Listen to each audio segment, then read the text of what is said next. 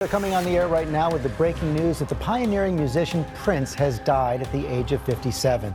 We now know what caused the death of singer Whitney Houston. She was, of course, found dead in a hotel bathtub last month.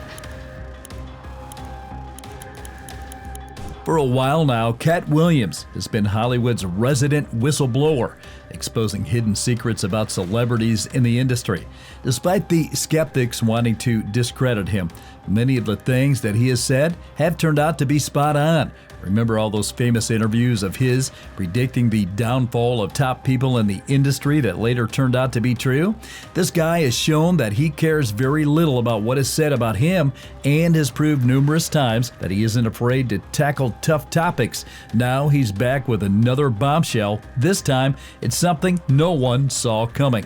Do you remember the controversies that surrounded the death of Prince, the super talented musician who was often being compared to Michael Jackson? Well, Katt Williams has come out and said that if there is anybody who should be questioned about the real reason why Prince died, it's probably Clive Davis. What has Katt seen for him to level such serious accusations against the record-breaking American producer? Join us on this ride to find out, but before we dive in, kindly hit your like button and subscribe to the channel if you haven't. Thank you. Before you start the video, the burning question on everyone's mind is, how does Katt Williams know all this stuff? What gives the popular stand-up comedian the credibility to say something like that? Well, for one, because he is Katt Williams, the guardian of Hollywood's crystal ball. But seriously, it turns out that he and Prince were tight buddies for a long time. Katt says that he knew Prince for most of his life. In an interview with Arsenio Hall during the Netflix festival, Katt revealed that Prince inspired him to pursue entertainment when he met the iconic performer at the tender age of 12 in Dayton, Ohio. I knew him my whole life, Williams said. He was like a guiding force for me. The reason I have high self-esteem was because of him. On Shannon Sharp's club, Shay Shay, Katt mentioned that he and the legendary singer bonded over common interests like their love for cars, women, and lyrics. And here's a fun fact for you. Did you know that Katt Williams had a brief music career and spent 5 years in the music industry before moving to comedy? Well, it happened. Katt also mentioned that their relationship was vital to him successfully navigating challenges of the industry. Williams admired Prince's multifaceted talent, remarking on his ability to excel across various disciplines. He described Prince as a high thinker who is always ahead of the curve. And the truth is, that's just scratching the surface of how truly incredible Prince was. Prince Rogers Nelson, or simply Prince as the world knows him, was a musical icon and shattered genres and redefined stardom. His music could not be categorized as it was a mix of everything.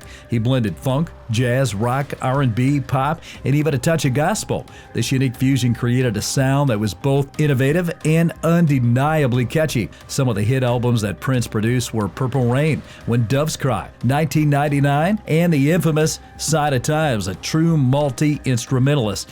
Prince possessed a mastery of a wide array of instruments. He could effortlessly switch between guitar, bass, drums, keyboard, and more, crafting his signature sound entirely by himself on many recordings. However, his great legacy was his fight against record labels that control the master recordings of musicians. Prince had the desire for complete creative control over his music. He wanted to decide how his music was produced, marketed, and released. With this nature, a showdown with the industry was inevitable.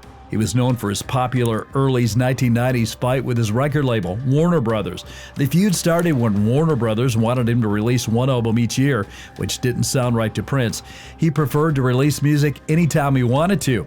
Prince wasn't shy about criticizing the industry, and he did so very openly. He was credited for saying, "The music from me doesn't come on a schedule," Prince told the New York Times in 1996. The main idea is not supposed to be how many different ways can we sell it. That's so far away from the true spirit of what music is. Frustrated with the lack of control, Prince declared war on Warner Brothers. He began a period of prolific songwriting and recording, churning out a massive amount of music. In 1991 alone, he released not only one but 3 albums in a single year. In addition to that, He wrote the word slave on his face while performing, and even went as far as changing his name to an unpronounceable name to raise awareness about artist rights. This matter between him and Warner Brothers dragged on for several years until a compromise was reached. Even when the music industry went online, Prince still valued control over his music and wasn't keen on the free-for-all nature of early online music sharing. Prince became a pioneer in exploring online music distribution on his own terms. He bypassed traditional record labels and sold his music directly to fans through his website in the late 1990s and early 2000s. He launched the NPG Music Club, a subscription service where fans could access exclusive music, videos, and live performances. This offered a unique way to connect with his audience and generate revenue outside of the traditional music industry. It's his blueprint that we see artists like Kanye West following when they refused to put an album on streaming services. Similar to Prince's NPG Music Club, Kanye has experimented with bypassing traditional distribution channels. He has held exclusive listening sessions and sold merchandise bundles with download codes, offering fans a unique way to access his music. Acts of rebellion like this linked Prince with men like Clive Davis, who represented the gatekeepers in the music industry, because at that time Clive Davis was the one in charge of the major deals in the industry. On the Club Shay Shay podcast, Katt Williams mentioned that Prince's death resulted from the struggles he faced in the industry, attributing these struggles to pressures from powerful people, perhaps like Clive Davis. Additionally, Katt also expressed his interest in shedding light on the dark experiences Prince endured. By doing so, we hope to honor Prince's legacy and prevent upcoming artists from falling into similar traps. But first, who is Clive Davis and what's this fuss around him? Clive Davis is undeniably a big figure in the music industry. The award-winning producer has an exceptional ability to identify and nurture music talent. His legacy and practices have firmly established him as a pivotal figure in shaping the music landscape.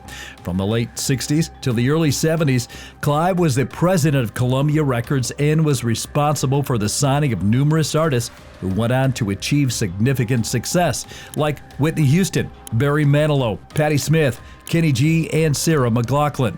But like a lot of people in the Hollywood scene, he has had his own fair share of controversies and scandals. There's been a lot of allegations against him, questions about his personal life, and rumors about behind the scenes in his famous annual parties. Among those are the allegations from Diddy's ex-bodyguard, who alleged that Diddy got funding for Bad Boys Records because of sexual favors he gave Clive Davis. This was more confounded when Clive Davis himself wrote in his memoir that he was indeed a bisexual man who was into men and women, openly confessing that he had secretly dated many men within the industry. Further allegations suggested that Davis may have influenced Diddy's current situation. He's also been labeled as a very controversial person, with a lot of his influence emanating from manipulation. It turned out that Clive Davis has even more skeletons in his cupboard. In 1973, he faced a grand jury probe into interstate heroin trafficking and potential connections between Payola by Drugs and Columbia Records. Subsequently, he was fired, sued for alleged misuse of company funds, and accused of authorizing payola practices at Columbia Records. Katt Williams mentioned on the Shay Shay podcast that Clive Davis was in the best position to benefit from silencing Prince. One of the reasons why people actually believe Katt Williams on this is because Clive Davis has a history of silencing people, with the most notable case being Whitney Houston. If you are enjoying this video, kindly give us a thumbs up and subscribe if you haven't already. Thank you. After Clive was let go from Columbia Records, he founded Arista Records and was looking for a great talent that would help scale the label. That was what crossed his path with Whitney Houston.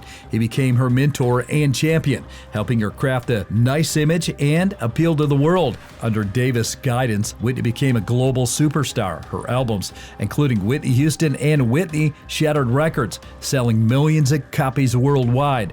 Whitney was Clive's most significant success, as her exceptional singing ability launched her to the top of the industry, benefiting both Whitney and Clive. However, things started to feel strange to Whitney when she started noticing strange things in the industry.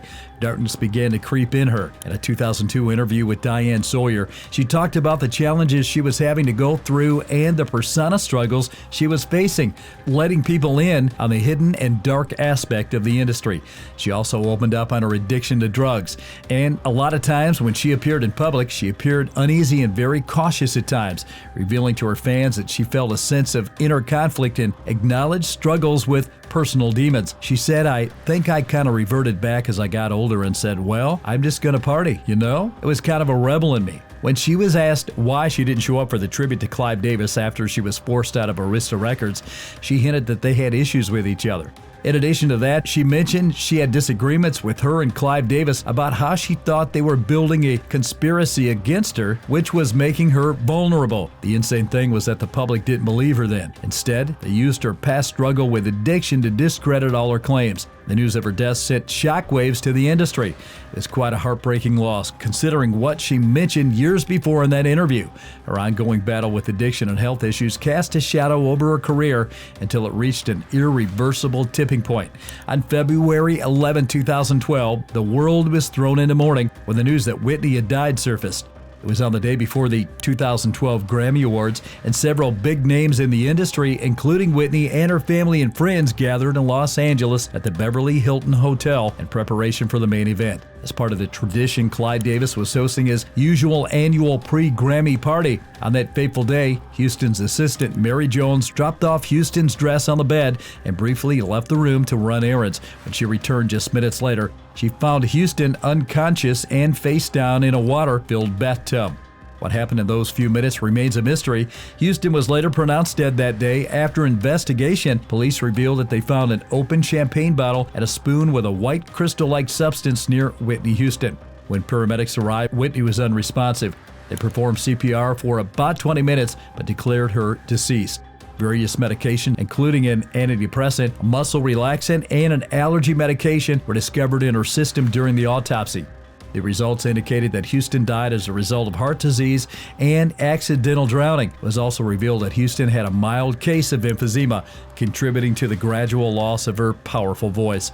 Private investigation Paul Hubel claimed that he found CCTV footage evidence suggesting that the singer was killed by two men who were seen trying to blend in with her entourage at the Beverly Hills Hotel where she was found dead.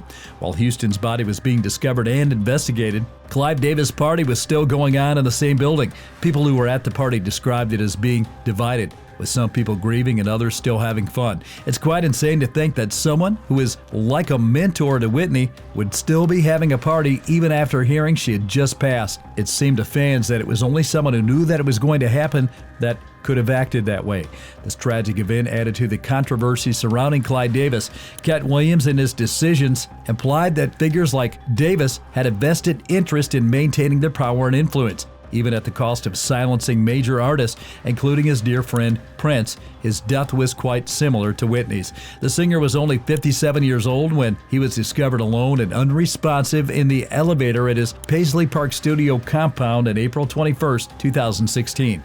When the autopsy results were revealed, they showed that he had died from an accidental overdose of fentanyl, which is a synthetic opioid 50 times more potent than heroin. Even Prince didn't know what he was taking. He thought he was taking Vicodin, a common painkiller, not known that it was actually counterfeit Vicodin laced with fentanyl. Till now, it remains a mystery how Prince obtained the deadly pills or from whom, and there wasn't enough evidence to prosecute anyone for a crime related to his death. The cause of death was an extra shocker to fans because Prince has always been known to be mindful of his health. The story didn't just add up to a lot of people.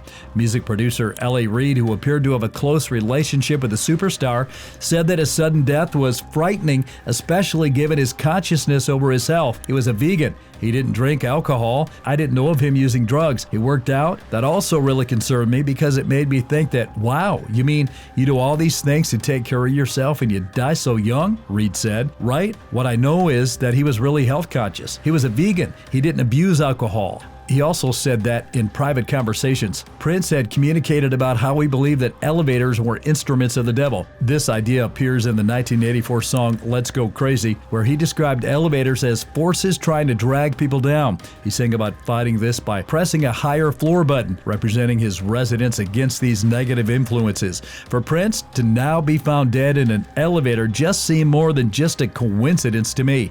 There were a couple of shady things happening very close to Prince's death. Rumors circulated that in the weeks leading up to the passing, he was constantly canceling shows. making emergency landings, and even overdosing on an anti-opiate. Clearly something was wrong. This led fans to question why he isn't under the watchful eye of a doctor if he had overdosed just a few weeks prior. Fans needed answers that are still unanswered today. As for Clive Davis, a man is related with funds misuse and selling drugs to artists. And then his biggest artist came out in public to talk about the fact that they had issues with each other and then ended up dying at a hotel behind where Clive was having a party. This has sparked further discussions about whether Katt Williams was right all along, considering how Clive is related to Prince and how the situation surrounding his death is quite similar to that of Whitney Houston. If Clive could have been involved in such controversies, what might he have done to someone like Prince, who is fighting against these terrible conditions for artists? Earlier this year, Katt Williams said, "All these big deviants are catching hell in 2024. It's up for all of them. Doesn't matter if you're Diddy or whoever, TD Jakes, all lies will be exposed." He also talked about Diddy's infamous parties and how he turned down invitations to them. Only a few months later, Diddy was arrested for human trafficking, so we can only wait and see the downfall of other huge evil giants in the music industry. I hope you enjoyed this video. Let me know your thoughts on Katt's revelation about Clive Davis. Do you think it is factual, or is it just another conspiracy theory? Drop your comments and opinions in the comments section below. If you enjoyed this video, you should like, share, and subscribe to this channel and turn on the post notifications for more videos like this one. And I highly recommend that you watch this video as well. And I'll see you all on the next one.